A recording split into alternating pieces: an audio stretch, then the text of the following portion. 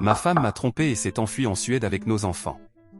J'ai utilisé une astuce intelligente pour la ramener aux États-Unis, pensant me venger.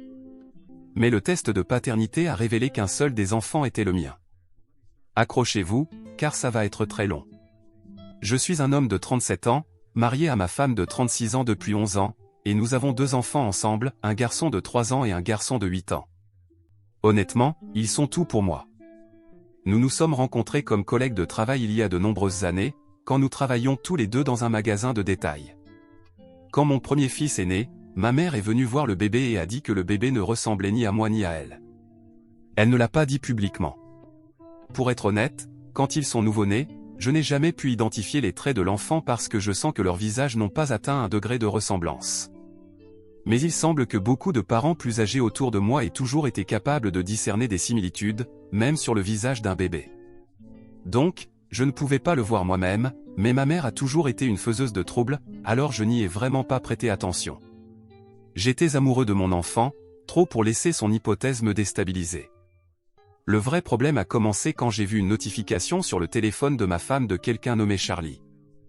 Il était enregistré simplement comme Charlie, mais en réalité nous connaissions tous les deux un Charlie, qui était le frère de l'un de nos collègues de travail il y a longtemps. Je n'étais pas sûr que ce soit le même Charlie et je ne pouvais pas enquêter puisqu'elle était dans la pièce avec moi.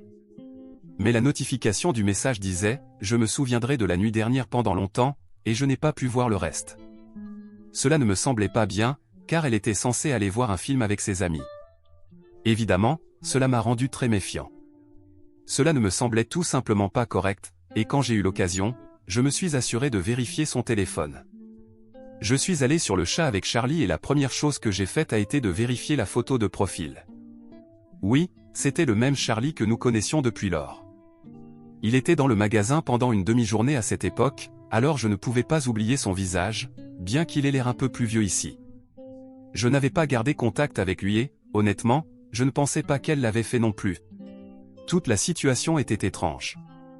Honnêtement, c'est à ce moment-là que j'ai commencé à avoir peur de ce que je trouverais dans les messages et il y avait une petite voix me disant de poser le téléphone et d'oublier, mais il y avait une voix encore plus forte me disant de ne pas être lâche et de vérifier, alors je l'ai fait.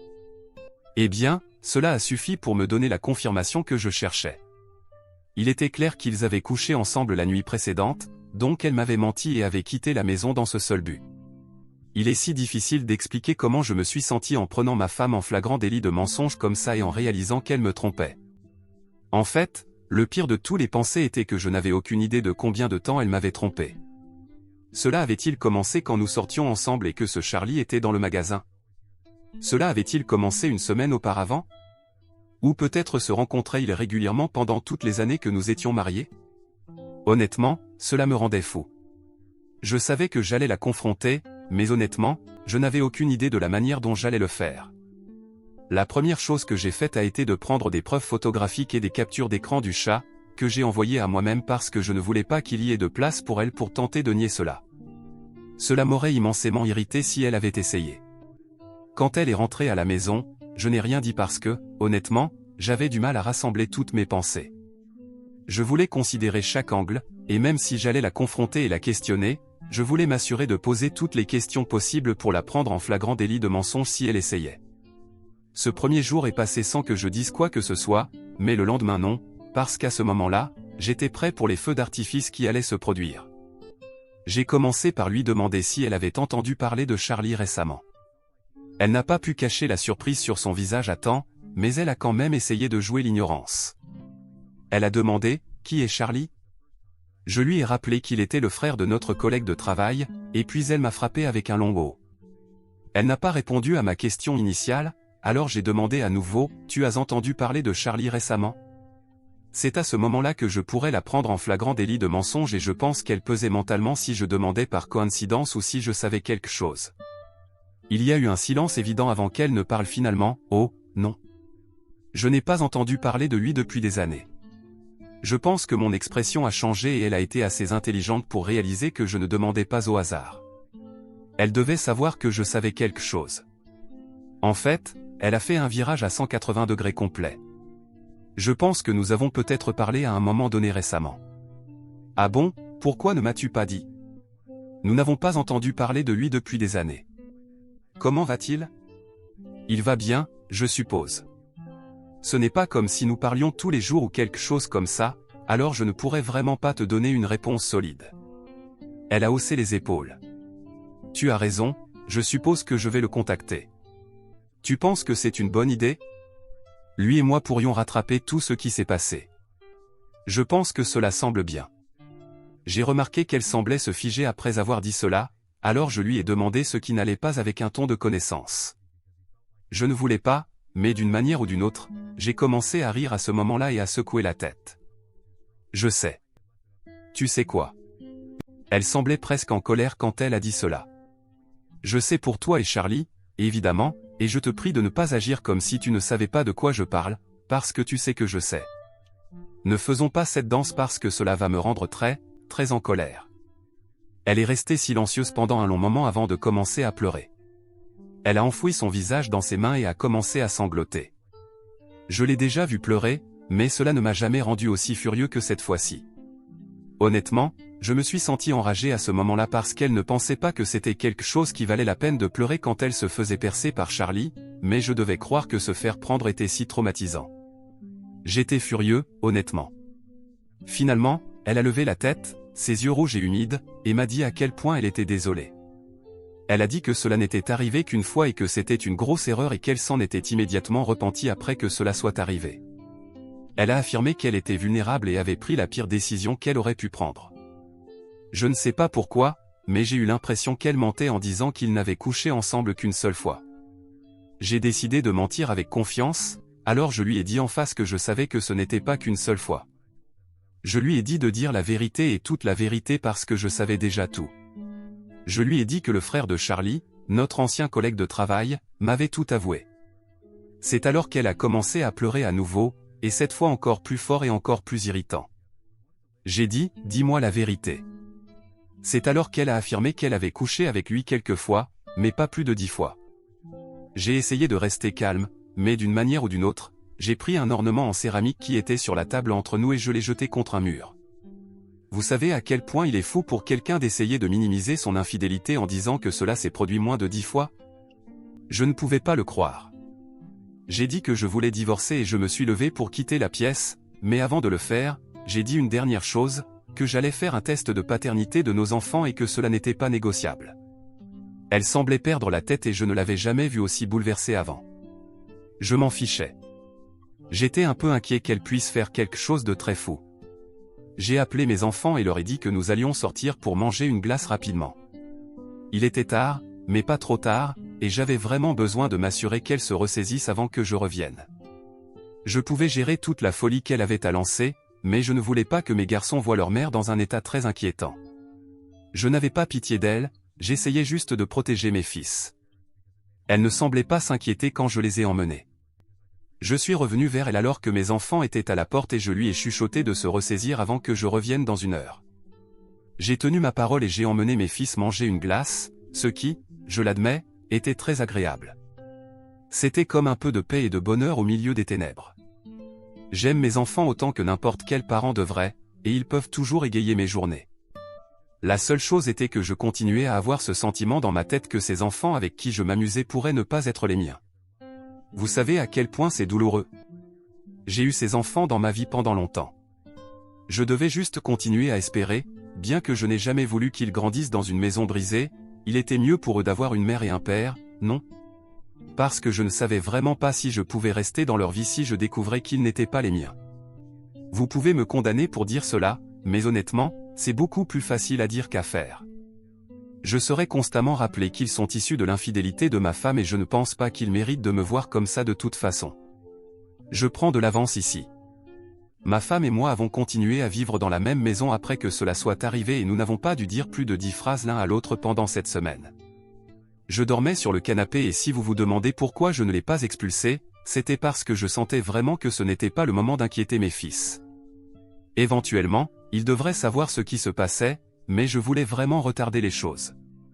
À la fin de cette semaine, je lui ai remis les papiers du divorce.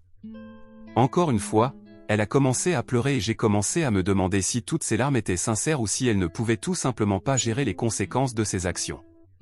Je lui ai dit qu'elle ne devrait pas rendre le processus difficile, qu'elle devait simplement signer, et dans le processus de divorce, je ferai un test de paternité légalement requis. Je lui ai dit qu'elle n'avait rien à craindre si elle savait qu'elle n'avait pas été infidèle. Je veux dire, c'est basique, non?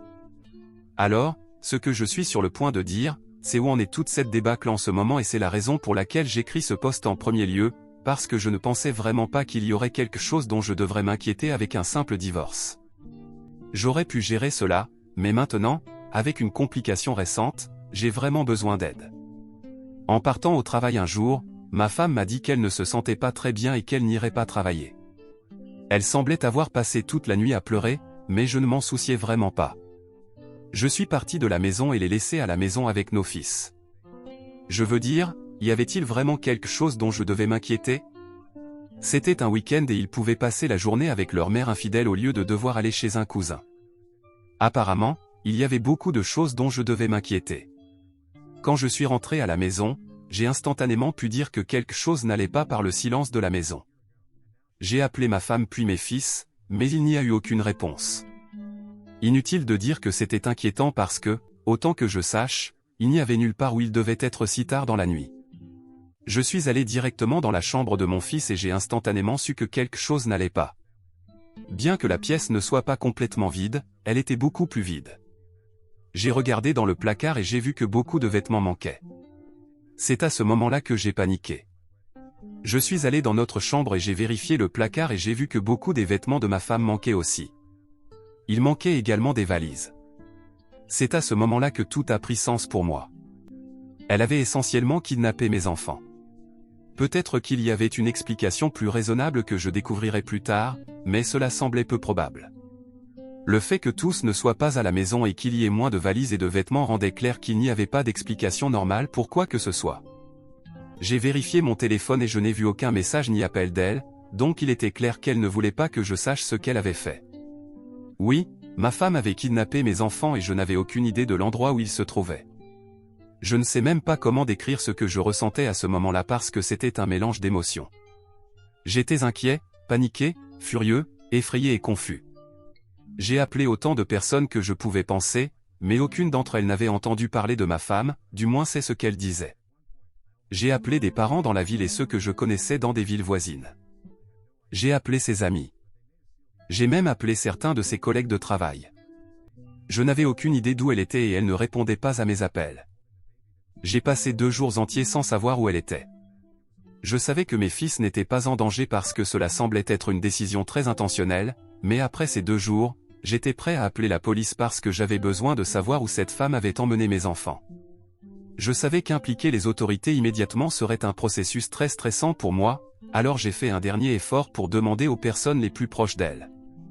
Une de ses meilleures amies avait entendu parler d'elle, mais n'avait aucune idée d'où elle était. Cependant, en appelant ses parents une dernière fois, j'ai finalement découvert où elle était allée. Elle avait emmené mes enfants chez ses parents en Suède. Oui, elle a pris l'avion avec mes enfants directement hors du pays. À ce stade, il n'y avait aucun mystère quant à l'émotion que je ressentais parce que je savais que c'était de la pure rage. Je ne pense pas avoir jamais ressenti autant de colère dans ma vie et il n'y avait aucun exutoire pour cela parce que cette femme ne répondait toujours pas à mes appels. J'avais envie de casser des choses et de jeter des objets et de crier sur quelqu'un, mais je finirais juste par détruire la maison et crier sur la première personne qui me frustrait, même légèrement. Alors, voilà où en sont les choses à l'heure actuelle. Ma femme est dans un autre pays avec mes enfants, refuse de répondre à mes appels et je ne sais même pas exactement où vivent ses parents en Suède, car je n'y suis jamais allé. Bien sûr, je suis sûr que je pourrais faire l'effort de forcer ses parents à me dire, mais est-ce que j'emmènerais de force mes enfants de retour aux États-Unis ? Quel serait exactement mon plan d'action si je prenais un congé pour prendre l'avion là-bas et faire cela? Je sais avec certitude que je peux la localiser, elle et mes enfants, si je le veux vraiment, mais j'ai besoin de savoir ce que je ferais si je le faisais. Je suis tellement confus quant à ce que je dois faire et c'est pourquoi j'ai besoin de votre aide à tous. Tout d'abord, je sais qu'il doit y avoir quelque chose de légal où elle ne peut pas simplement emmener nos enfants, dont nous avons la garde partagée, hors du pays. Ça ne marche pas comme ça et je le sais avec certitude. Alors, j'adorerais que certains d'entre vous, qui pourraient avoir plus de connaissances juridiques, puissent m'aider à comprendre ce que je dois faire. Merci. Édité. Eh bien, elle m'a enfin contacté et je ne suis pas fier de la façon dont j'ai complètement perdu la tête en lui criant dessus. J'avais besoin de me défouler sur elle et j'ai enfin eu l'occasion. Je me suis assuré de ne pas la gâcher. Je pense que j'ai dû crier et hurler pendant 10 minutes d'affilée. Une fois que j'ai terminé, il y a eu un silence de 30 secondes et elle a finalement affirmé qu'elle avait seulement emmené les enfants pour une visite. Je lui ai dit sur le champ que c'était un mensonge avec beaucoup d'insultes ajoutées. Comment peut-elle penser que je suis si stupide? Elle a emmené nos enfants pour rendre visite à ses parents sans me le dire, a acheté 2 billets d'avion, a disparu de la maison, a pris l'avion pour un autre continent et m'a ignoré pendant presque une semaine. Elle a essayé de me faire douter de ma réalité, pas très bien, mais à ce moment-là, j'ai simplement raccroché le téléphone. Je suis de mauvaise humeur depuis lors. Édité 2. Vous êtes les meilleurs. Quelqu'un dans les commentaires a mentionné tout ce qui concerne l'enlèvement international d'enfants dans la Convention de l'Haye sur les aspects civils de l'enlèvement international d'enfants. Cela a répondu à beaucoup de mes questions sur les aspects juridiques de la tentative de récupération des enfants lorsqu'ils ont été emmenés dans un autre pays. Je suis prêt à contacter un avocat pour faire le nécessaire pour récupérer mes enfants et ce sera un plaisir de la voir finir derrière les barreaux pour tout ça. Je vous tiendrai tous au courant de la suite des événements. Mise à jour 1. Bonjour à tous, je suis de retour avec une grande mise à jour sur toute la situation avec ma femme, qui a enlevé mes enfants et s'est enfuie en Suède. Non seulement elle n'avait pas mon consentement pour faire ça, mais elle n'a même pas pris la peine de demander. Ce n'est pas comme si elle m'avait dit et que j'avais refusé de donner ma permission. Elle est simplement partie avec eux en cachette quand j'étais au travail. Ensuite, elle a refusé de me contacter pendant presque une semaine, ce qui était extrêmement frustrant pour moi. Maintenant, j'ai contacté un avocat, différent de mon avocat de divorce, pour m'aider à récupérer mes enfants. J'ai pris cette décision grâce à un des commentateurs sur mon post précédent, qui m'a informé d'un certain traité international lié à l'enlèvement d'enfants et j'ai pu faire beaucoup de progrès grâce à cela. Ce traité s'appelle la Convention de l'Haye sur les aspects civils de l'enlèvement international d'enfants, et je vais essayer d'expliquer les principaux aspects de celui-ci pour vous tous. N'oubliez pas que je ne suis pas une personne instruite en droit, donc je suis juste un profane essayant d'expliquer les choses. Dans le cas où un parent emmène un enfant dans un autre état sans permission, cela peut être classé comme enlèvement ou rapt, et avec la police de votre côté, cela devrait être relativement facile de régler les choses parce que ces policiers opèrent dans tout le pays. Mais, et si l'enfant est emmené hors du pays? La police américaine ne pourra pas aider directement, donc c'est là que le traité international intervient. Il prend note de l'endroit où l'enfant vit habituellement, sa résidence habituelle, et si l'enfant a été enlevé de manière injuste. Dans le cas de mes enfants, leur résidence habituelle était évidemment aux États-Unis et il était très facile d'établir qu'ils avaient été enlevés de manière injuste. C'est là que mon avocat a été extrêmement utile pour moi. Il m'a expliqué la théorie et je l'ai expliqué à vous tous du mieux que j'ai pu comprendre. Après ce point, c'est là qu'il a commencé à faire son travail, ce qui impliquait de déposer quelque chose à la Convention de l'Haye, de contacter les autorités locales et beaucoup d'autres choses. Honnêtement, je ne me suis pas soucié de comprendre les détails fins, car je savais qu'il s'occuperait de la procédure réelle. J'ai clairement fait savoir à ma femme que j'avais appelé la police et contacté un avocat pour m'aider à récupérer mes enfants, mais elle ne semblait pas affectée. Sa réponse était qu'elle n'allait pas rester les bras croisés et me laisser détruire la famille, ce que j'ai trouvé très stupide. Après tout, fuir dans un autre pays avec nos enfants était aussi une façon de détruire la famille. Cependant, je savais que son excuse était fausse. Il semblait évident qu'elle avait peur de ce que j'allais découvrir avec la menace d'un test de paternité, du moins c'était ma conclusion dans tout ça. Mon avocat a envoyé un avis à elle et à ses parents en Suède, les informant des conséquences de ne pas ramener les enfants. Bien sûr, il serait facile de récupérer mes enfants avec l'aide du traité de l'Haye et de la police là-bas, mais l'avocat a dit que ce serait une bonne idée de la rendre consciente de l'impact que cela pourrait avoir sur sa propre vie, surtout d'un point de vue criminel.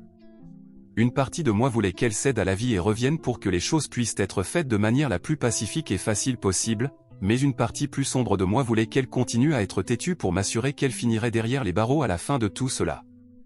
La différence dans l'avis envoyé à ses parents était qu'il contenait les mêmes informations essentielles, mais parlait aussi de comment ils agissaient essentiellement comme complices de l'enlèvement. L'avis leur donnait une semaine pour que mes enfants retournent chez eux aux États-Unis. Eh bien, laissez-moi vous raconter comment tout cela s'est déroulé. Exactement une semaine plus tard, mes beaux-parents m'ont appelé. Ils ont passé quelques banalités au début, mais il était clair qu'ils avaient du mal à dire ce qu'ils voulaient dire.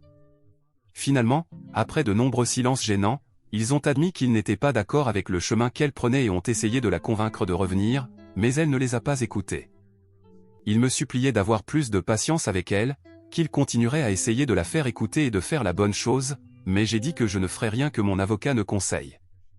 La semaine que nous lui avions donnée était déjà passée, donc à ce stade, elle méritait ce qui lui arrivait. Après cela, elle a complètement refusé de répondre à mes appels, bien que ses parents le faisaient. Cependant, toute la situation était vraiment frustrante et je sentais que j'allais finalement perdre la tête. Elle ne semblait pas se soucier des implications légales de ce qu'elle faisait. La bonne chose était que mon avocat m'a finalement appelé et a dit qu'il avait reçu le feu vert pour que mes enfants soient récupérés chez elle. Honnêtement, à ce stade, mes émotions étaient en désordre parce que j'avais peur qu'elle fasse quelque chose d'extrêmement stupide pour une raison quelconque. Apparemment, la police suédoise est allée chez ses parents et, bien qu'elle n'ait pas été arrêtée, elle a finalement, après si longtemps, promis qu'elle allait renvoyer mes enfants chez eux aux États-Unis.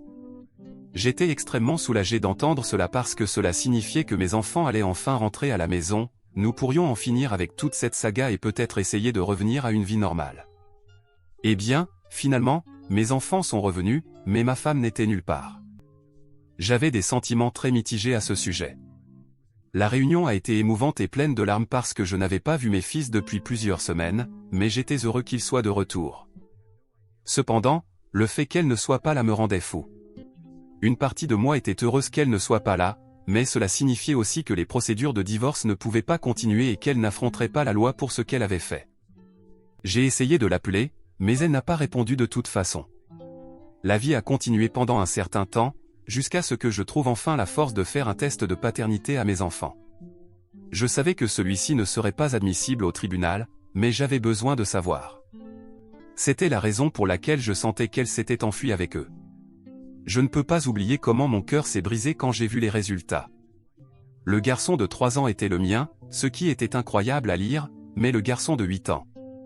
Je ne sais vraiment pas comment exprimer à quel point je me suis senti désespéré à ce moment-là. Je ne sais pas comment le mettre en mots. J'ai découvert que l'enfant pour lequel j'avais lutté, qui était à mes côtés, n'était pas le mien. J'avais passé tant d'années à élever ce garçon et à apprendre à l'aimer, et maintenant je découvre qu'il était à quelqu'un d'autre. Je vais admettre que le désespoir et la dépression que j'ai ressentis à ce moment-là m'ont fait vouloir en finir. Je détestais tellement ça.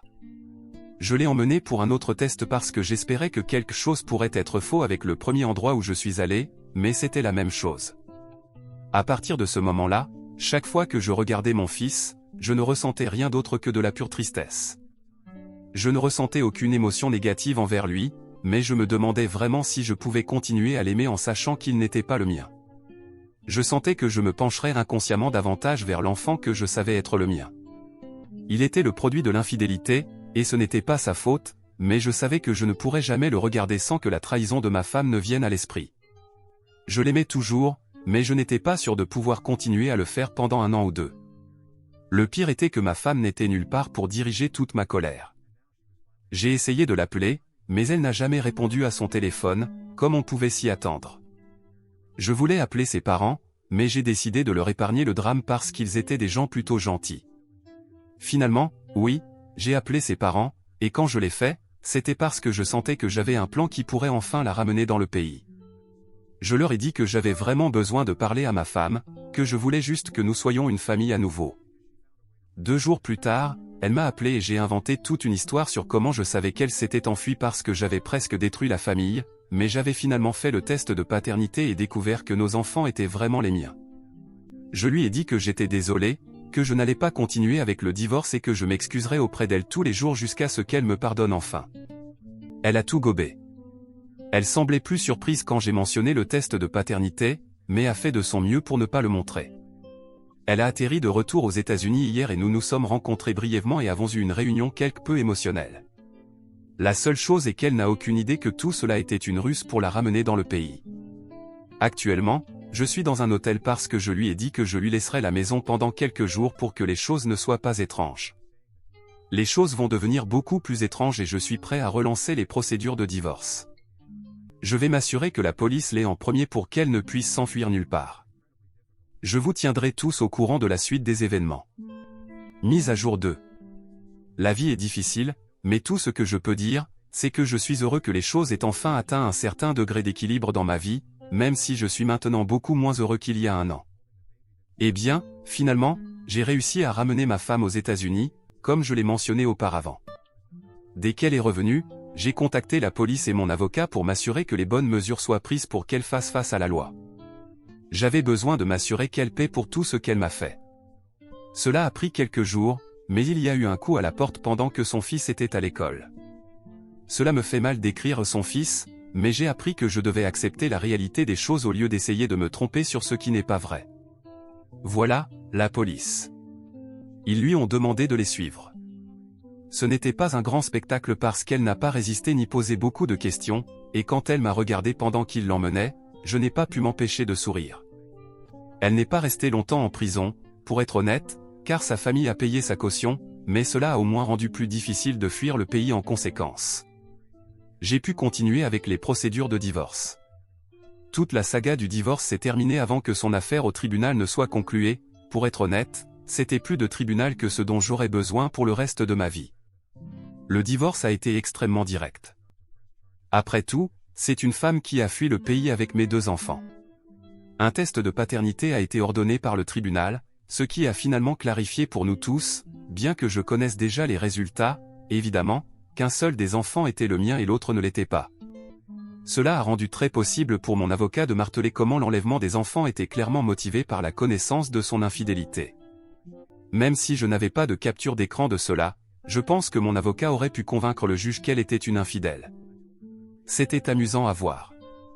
Quand les résultats du test de paternité ont été révélés, elle semblait surprise et je n'oublierai jamais son visage quand elle m'a regardé. J'ai juste hoché la tête et ri parce que je savais tout le long. Inutile de dire que, considérant que cette femme n'était pas seulement une infidèle, mais avait en fait commis un crime en enlevant mon fils, considérant que c'était techniquement un enlèvement pour le garçon plus âgé, puisqu'il n'avait aucun lien biologique avec moi, le juge n'a eu aucune pitié pour elle. La garde du plus jeune garçon m'a été entièrement accordée, puisqu'elle avait déjà son fils de 8 ans à gérer. Je n'ai pas renoncé à la maison ni à la voiture, ni eu à gérer une pension alimentaire. Le juge lui a conseillé de trouver et de se réconcilier avec le véritable père de l'enfant. J'ai ressenti un intense dégoût en entendant cela parce que cela rendait plus réel que jamais qu'il y avait un homme là-bas dont je m'occupais de l'enfant et il était complètement inconscient. Ça fait mal.